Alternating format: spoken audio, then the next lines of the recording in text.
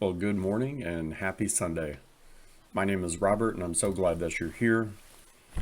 Today we're reading through Proverbs 11 through the Message version. If you're just joining in, the Message version is just a different translation of the Bible, just like the King James or NIV. This is just a little more conversational. It's a translation that a lot of people haven't heard, so it's kind of putting a fresh set of eyes on it for you. We're going to jump right in here to Proverbs 11. Without good direction, people lose their way. God hates cheating in the marketplace. He loves it when a business is above board. The stuck up fall flat on their faces, but down to earth people stand firm. The integrity of the honest keeps them on track. The deviousness of crooks brings them to ruin. A thick bankroll is no help when life falls apart, but a principled life can stand up to the worst. Moral character makes for smooth traveling. An evil life is a hard life. Good character is the best insurance. Crooks get trapped in their sinful lust. When the wicked die, that's it. The story's over. End of hope. A good person is saved from much trouble. A bad person runs straight to it. The loose tongue of the godless spreads destruction. The common sense of the godly preserves them. When it goes well for good people, the whole town cheers. When it goes badly for bad people, the town celebrates. When right living people bless the city, it flourishes. Evil talk turns it into a ghost town in no time. Mean-spirited slander is heartless. Quiet discretion accompanies good sense. A gadabout gossip can't be trusted with a secret, but someone of integrity won't violate a confidence. Without good direction, people lose their way. The more wise counsel you follow, the better your chances. Whoever makes deals with strangers is sure to get burned. If you keep a cool head, you'll avoid rash bargains. A woman of gentle grace gets respect, but men of rough violence grab for loot.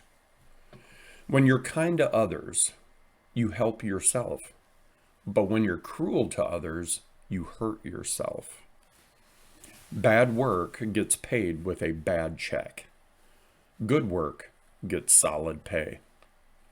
Take your stand with God's loyal community and live, or chase after phantoms of evil and die. God can't stand deceivers, but oh, how he relishes integrity. Count on this, the wicked won't get off scot-free, and God's loyal people will triumph.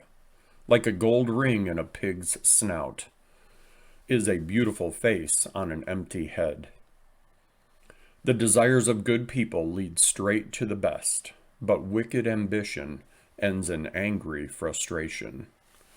The world of the generous gets larger and larger. The world of the stingy gets smaller and smaller.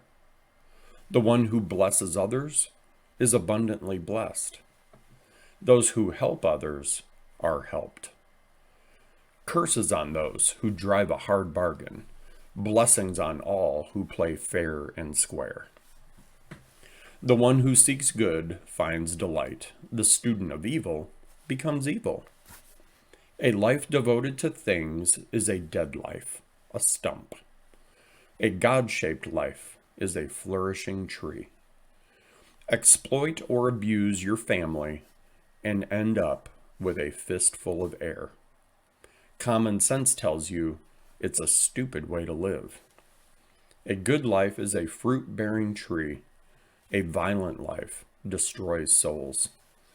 If good people barely make it, what's in store for the bad? And friends, that's the end of chapter 11. I was looking at chapter 11 here, verse 28. Right around there, it's a life devoted to things is a dead life and a stump. A God-shaped life is a flourishing tree. Bad work gets paid with a bad check. I love how this version just breaks things down a little bit. Yesterday we had just a great day out at Fruithaven Farms. I was dressed up as Buddy the Elf. I had to shave. I usually wear a mustache and a goatee, and I really wanted to play a really good Buddy the Elf. So I shaved earlier this week, and it was just so much fun having just a little time out there with the kids. Santa and Mrs. Claus were there, so it was my job to be Santa's hype man.